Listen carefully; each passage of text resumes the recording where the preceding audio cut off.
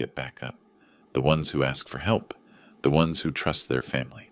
That's what these true story moments teach us. Thank you for being here, for listening, for believing in justice and family. At my daughter's wedding, my son-in-law's mother gave her a gift I will never forget: a maid's uniform. My son-in-law didn't just refuse to defend my daughter. He laughed and said, "Perfect. She'll need this to keep the house clean." My daughter endured it, silent, tears streaming down her face. But I didn't. I stood up and handed my daughter a box. "Now open my gift," I said. When everyone saw what was inside that box, the entire room fell silent in shock. Drop a comment. Where are you watching from? What time is it there? If this video is reaching you, it means you need to hear it. Just like Angela's phone call saved my daughter's life, your comment might save someone else's. 3 months before Tessa's wedding, my phone rang. It was my sister Angela, the younger one, though we hadn't really talked in years. Her voice came through tight, fractured, like something that hadn't been used in a very long time. "Benson, I need to tell you something, before it's too late." I met her that afternoon at a coffee shop in Capitol Hill. I almost didn't recognize my own sister. Angela looked like she'd aged a decade in the 15 years since I'd last really seen her. Not physically, though God knows she looked tired.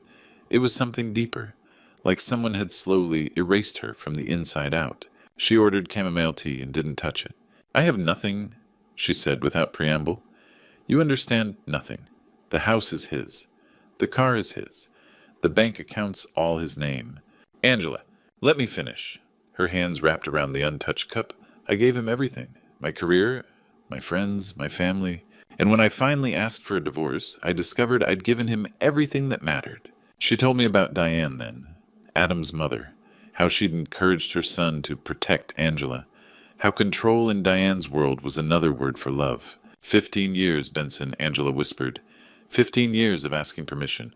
Permission to see my friends. Permission to work. Permission to exist. I watched my sister's hands shake around that cup, and something cold settled in my stomach. "Tessa's marrying Adam," I said carefully. Angela's eyes met mine. That was when I saw the fear raw and honest. "That's why I called you," she said. "If you don't protect her now, she'll end up exactly like me. Invisible, dependent, trapped." She leaned across the table, and I could see the desperation in every line of her face. "She needs her own house, Benson. Legal documents. Something with her name on it, only her name. An escape route. She needs to know before it's too late that she has choices.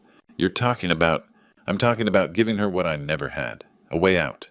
I drove home that evening with Angela's words circling in my mind like vultures. My sister, intelligent, accomplished, beautiful, had become a cautionary tale. A warning written in her own tired eyes. That night I couldn't sleep. I sat at my kitchen table with a calculator and a blank piece of paper, and I made a decision that would change everything. I was going to do what my father should have done for Angela. I was going to give my daughter a choice, even if it cost me everything. I was 67 years old, with 1 pension, 1 car, and 3 months. So I did what any father would do. I started selling the life I'd built. The first thing I sold was Margaret's jewelry box. I held the worn leather like it was sacred. 40 years of marriage sitting in my hands, pearls, white gold earrings, a small diamond ring.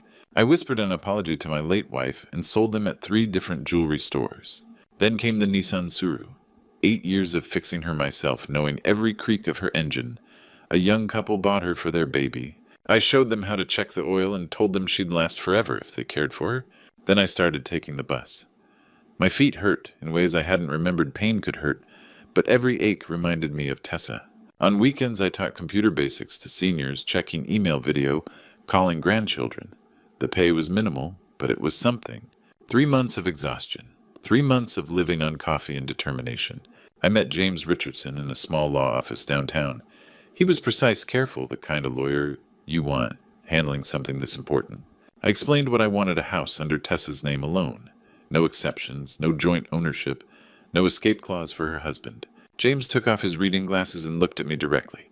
"That's unusual, Benson, and it could create tension in the marriage." "I know," I said, "but it has to be this way." "What?" I told him about Angela, about 15 years of invisible erosion, about asking permission to exist. James nodded slowly. "I understand. Let's make sure this is airtight." We found the house in Ballard on a Tuesday afternoon. It was small, 2 stories, a modest garden, a water view from the back patio.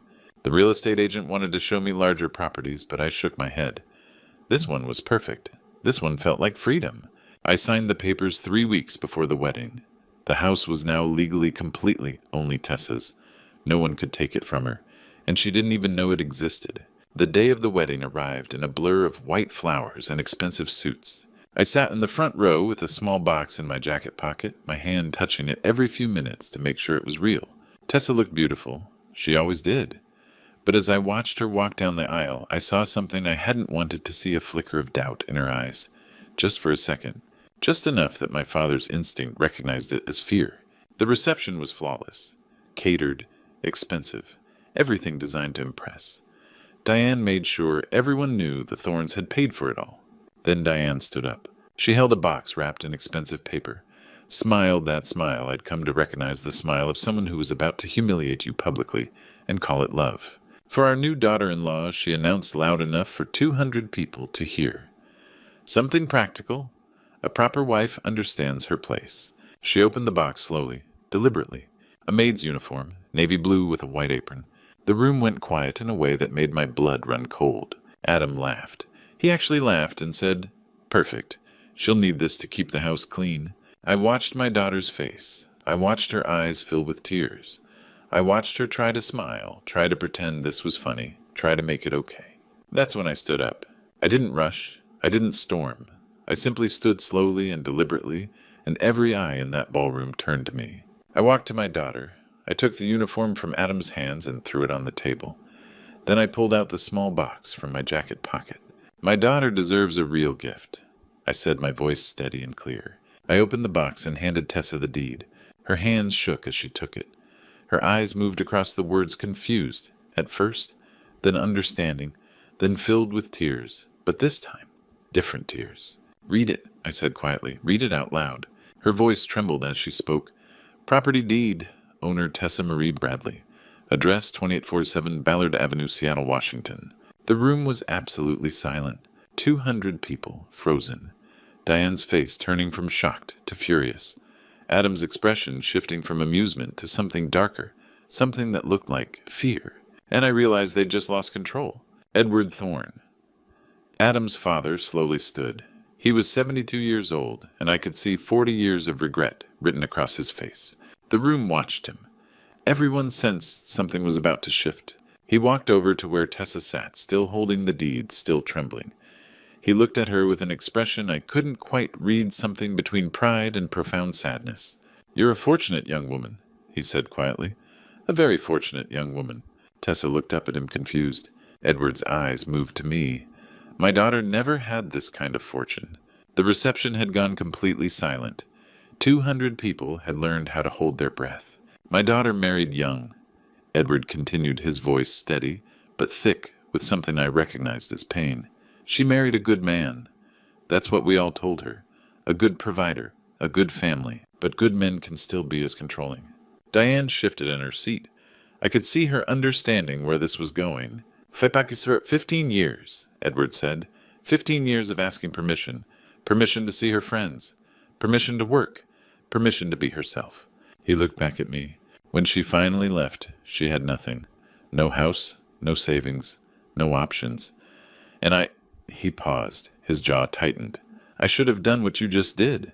I should have protected her the way you're protecting your daughter." He put his hand on my shoulder. His grip was firm, and I could feel the weight of all those wasted years. "You did the right thing, Benson," he said. "I'm sorry my son isn't better." That's when Diane exploded. "Ernesto." Her voice cracked like a whip. "How dare you? This is our family." Edward turned to face his wife. For a moment they locked eyes. I could see something shift between them. Something that had probably been building for decades. He simply sat back down. He didn't defend himself. He didn't argue. He just sat down and turned his attention to his plate, completely dismissing his wife's outrage. And that's when I saw Adam's face truly change. The smile was gone. His jaw went tight. His eyes went dark with something that looked less like love for his new bride and more like calculation. He leaned over and whispered something to his mother, something urgent and low. I didn't need to hear the words. I already knew what he was thinking. He'd lost control of the narrative. He'd lost the family's public support. And he'd just realized that the house his new wife owned, the house she didn't know existed until tonight, had just become a line he could not cross. He'd just become our enemy. After the honeymoon, I realized I was losing my daughter. The first sign was simple. Her phone calls became shorter. Where she used to ramble about her week, the funny thing that happened at work, a new recipe she tried, that dream she had about traveling to Costa Rica, now there were only monosyllables. Hi, Dad. How are you, sweetheart? Good. Adam needs me. Click. I told myself it was normal. Newlyweds needed time together. I convinced myself I wasn't being pushed out. I was simply making space. But then Brittany called me. Brittany Cole had been Tessa's best friend since high school. They'd worked together at the same marketing firm. Brittany's voice on the phone was cautious, like she was testing ice before stepping on it. Benson, I probably shouldn't call, but Tessa asked me not to contact her anymore. My stomach dropped. What? Adam said her friendships were affecting their marriage. He said she needed to focus on being a wife now. And Tessa. Brittany paused. Tessa just agreed. Just like that. That's when I drove to Tessa's house unannounced. She answered the door in clothes I'd never seen before, conservative. Muted. Nothing like the colorful, confident woman I knew. Her hair was pulled back tightly. She looked smaller somehow. Hi, Dad, she said, but her eyes moved behind her to check if Adam was watching. How's work? I asked casually, as if I didn't already know something was wrong. Oh, I quit, actually. My heart did something that hurt. You quit, Tessa. You loved that job. I know, but Adam thinks it's better if I prepare for the future. For children. He wants me focused on home. She said it all very calmly. Too calmly. Like she'd rehearsed it. That evening I called Nancy Chapman Benson's sister, my support system, and I told her everything. The shortened phone calls. The friendships ended. The job abandoned. The way Tessa couldn't look me in the eye anymore. Nancy was quiet for a long moment. That's classic abuse, Benson, she said finally. Isolation. No job means no money. No money means no independence. No independence means no escape. He's isolating her. I said the reality of it crashing down on me like a wave. He's building a cage, Nancy corrected. And the worst part, she can't see the bars yet. I hung up the phone shaking. All those legal documents, all that planning. The house I'd sacrificed everything for, and it meant nothing if my daughter was too afraid, too isolated, too dependent to use it. Adam had learned something from his family's public humiliation. He'd learned to work quietly, to control not through grand gestures, but through small daily erosions, permission structures, financial starvation, social isolation. The house on Ballard was sitting empty in her name, and she was disappearing anyway. I realized that night that the deed alone wasn't enough. My daughter didn't just need a way out, she needed to know she deserved to take it. We sat in James Richardson's office on a gray Tuesday afternoon. Same lawyer who'd drafted the house deed 3 months ago. Only this time we weren't there to secure Tessa's future. We were there to save her present. Tessa was nervous, glancing at the door constantly.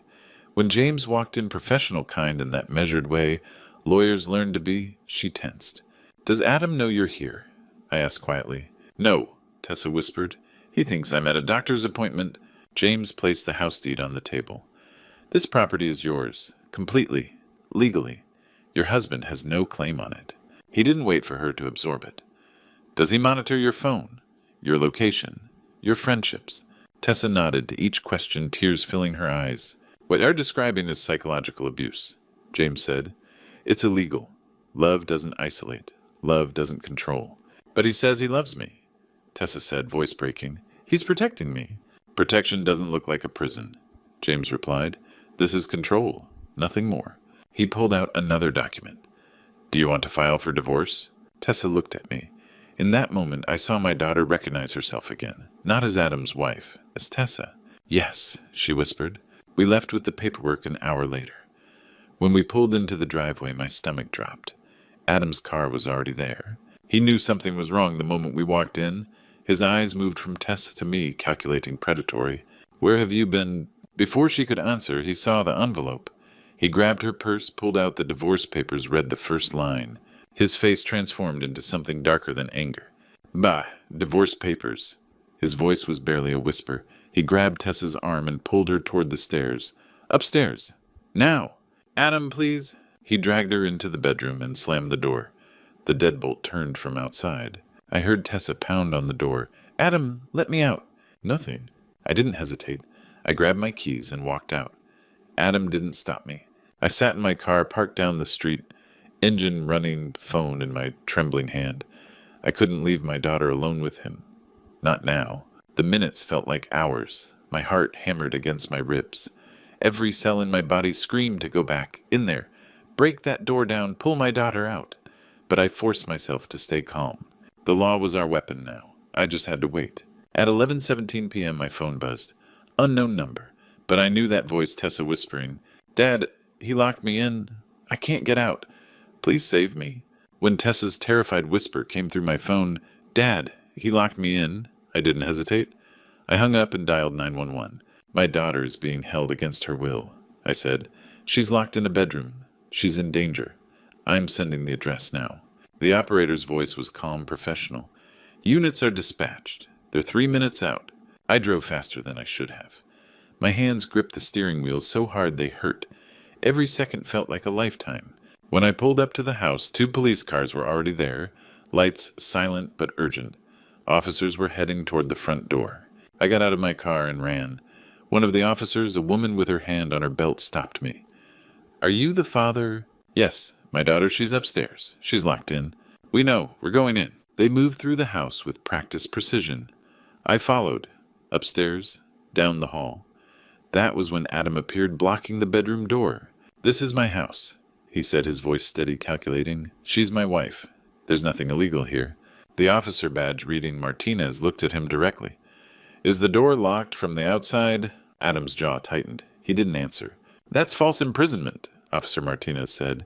"It's a felony in Washington State." From inside the room, Tessa's voice broke through. Desperate, small, terrified. "He locked me in. Please, please help me." Officer Martinez nodded to her partner. He pulled out a tool, practiced, efficient, and broke the lock. The door swung open. Tessa stumbled out, tears streaming down her face. She looked for me, and the moment our eyes met, she ran. She crashed into my chest, and I wrapped my arms around her like I could protect her from ever being hurt again. "You're safe?" I said into her hair. "You're safe now. I've got you." I didn't realize I was crying. Officer Martinez turned to Adam, her voice steady and cold. "You're under arrest for false imprisonment and domestic violence. You have the right to remain silent. Anything you say can and will be used against you in a court of law." As they cuffed him, Adam looked at me. His eyes burned with something dark, rage, disbelief, desperation. "You destroyed everything," he said. "You destroyed us." I held my daughter tighter and looked him straight in the eye. "No, Adam, you did. I just saved my daughter."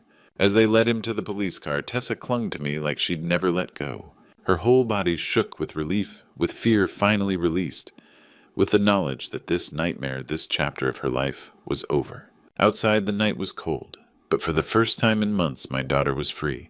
Tessa sat across from Detective Morgan in a small room at the police station. Her hands trembled as she held a cup of cold coffee, but her voice, when she finally spoke, was steady. She told him everything, every lie Adam had told her. Every way he'd controlled her finances, monitored her phone, dictated who she could see. Every moment she'd been terrified to speak, to move to exist without permission. She described the isolation, how friendships dissolved, how her job became impossible, how she'd slowly disappeared from her own life. 15 months of psychological manipulation laid bare in painful detail. Then, almost whispering, she revealed something she had told no one: she was pregnant, only a few weeks along, and terrified Adam would use the baby to trap her. The detective's pen stopped. He wrote the rest slowly, his expression darkening. "This is serious," he said when she finished. "False imprisonment, coercive control, psychological abuse. We have a strong case." I watched my daughter nod, and I saw something I'd been waiting months to see, a spark of understanding that none of this was her fault. 3 months later, we stood in a Seattle courtroom. James Richardson stood beside Tessa, calm and prepared. Across the room, Adam sat with his lawyer, a man in an expensive suit who kept whispering strategy.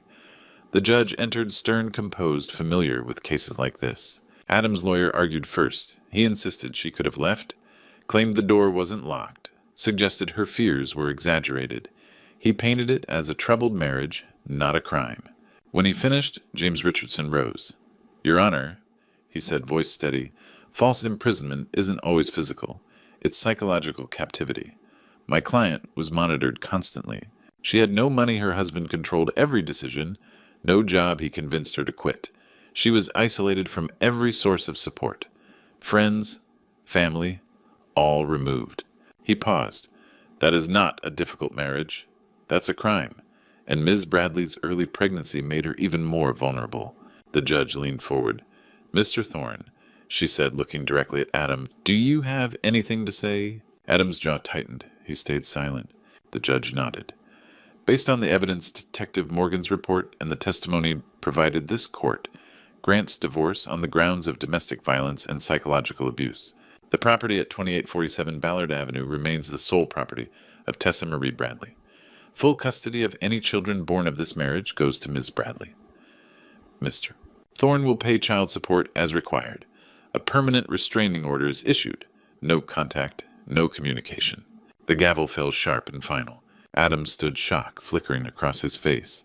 His lawyer whispered urgently, but he didn't hear him. He stared at Tessa. She met his eyes without fear for the first time. Not anger, clarity. Outside the courthouse, Tessa walked down the marble steps holding the divorce papers. The Seattle sun felt too bright after months of darkness. Wind lifted her hair, and for a moment she looked like herself again. She found me waiting. We didn't speak. We just held each other. She cried, not fear, not despair, but release, survival. It's over, Dad, she whispered. No, I said gently. Now the healing begins. That night she slept at my apartment for the first time in nearly 2 years. She fell asleep on my couch beneath a blanket I'd bought back when I didn't know if she would survive this. I sat beside her, hand on her shoulder, making sure she knew she wasn't alone. For the first time since Angela's warning call 3 years earlier, I felt something close to peace. The nightmare was finished. My daughter was free. And within that freedom, her baby new life waited to arrive. Even as she slept, I could see how exhaustion clung to her, the kind that settles into a person after years of being afraid to breathe. Yet beneath it, there was something new taking shape. A steadiness, a quiet resolve. She wasn't just escaping anymore. She was rebuilding. She was protecting the child growing inside her, a child conceived in darkness, but now carried into the light. I realized then that freedom wasn't just the absence of Adam. It was the beginning of a life where she finally belonged to herself again, and she deserved every moment of it. 6 weeks after the divorce was finalized, Tessa gave birth to Aurora on a Tuesday morning in late spring. When the nurse placed that tiny girl in my arms, I broke down completely. She was perfect. Completely, impossibly perfect. 10 fingers, 10 toes, eyes that hadn't yet learned what the world could do to them. And she was free. Tessa lay in the hospital bed, exhausted but radiant. She's here, Dad, she whispered. Aurora is here. I looked at my daughter, then at my granddaughter, and finally understood why I'd sold everything. Why I'd sacrificed my wife's jewelry, our car, my pride, my sleep. Why I'd sat in a car watching a dark house at midnight. And she's free, I said. She'll never know what it feels like to ask permission to exist.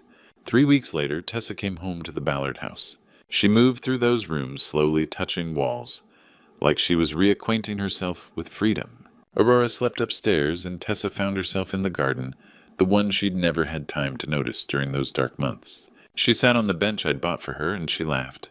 It was a real laugh, not the careful, controlled sound she'd perfected during her marriage, not the exhausted courtesy of a woman pretending to be okay. It was genuine, unguarded, hers.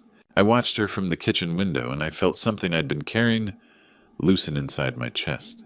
My daughter was coming back to herself. 3 months after Aurora's birth, Tessa returned to work. She went back to the marketing firm where she'd first become herself, before Adam, before isolation, before the invisible cage.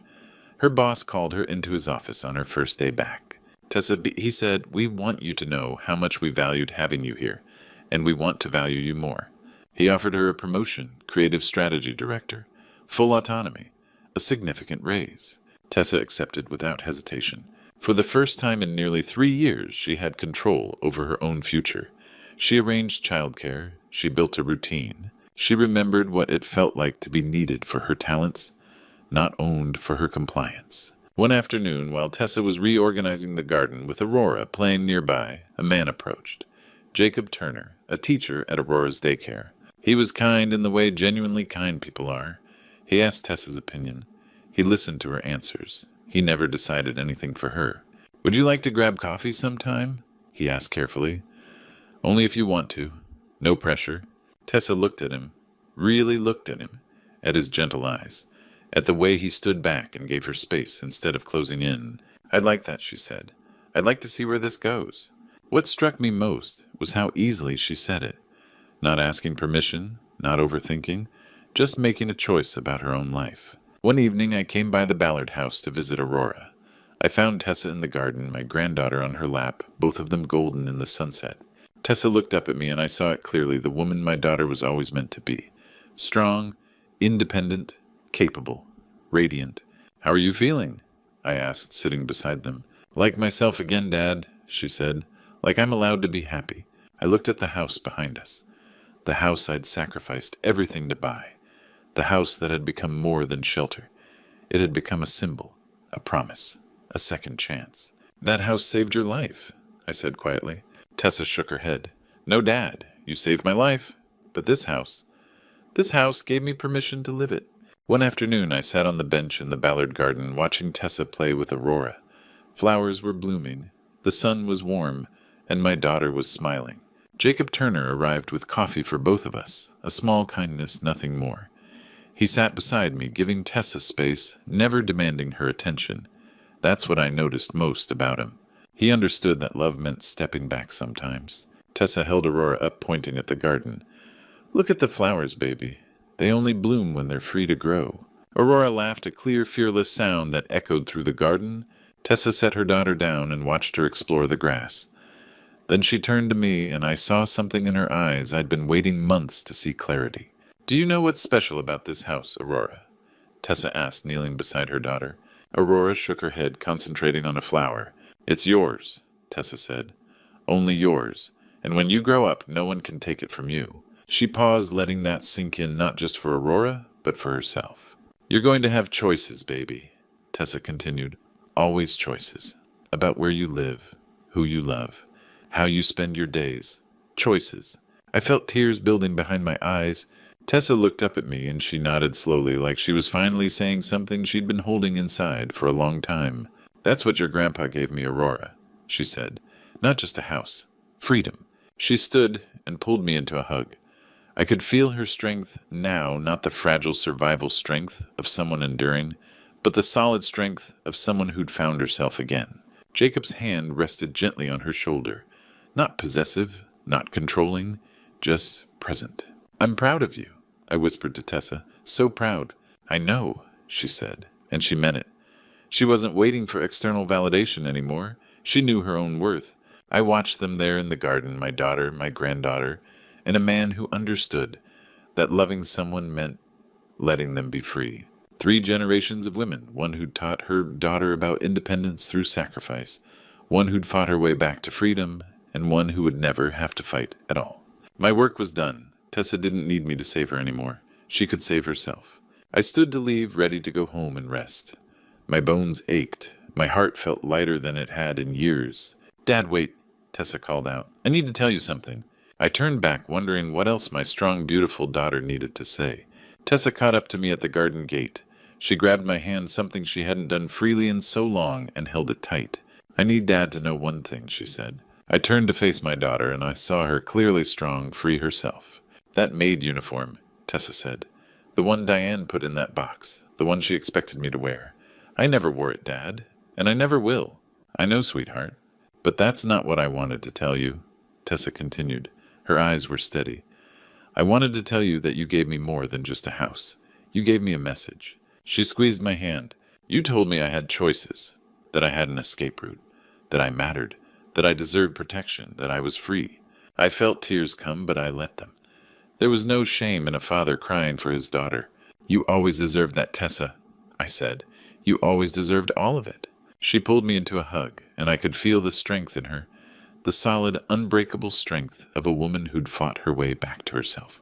As I drove away from the Ballard house that evening, I found myself thinking about all the questions people had asked me over the past year.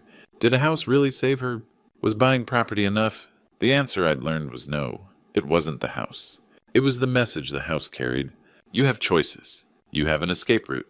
You matter. Those were the words that saved my daughter.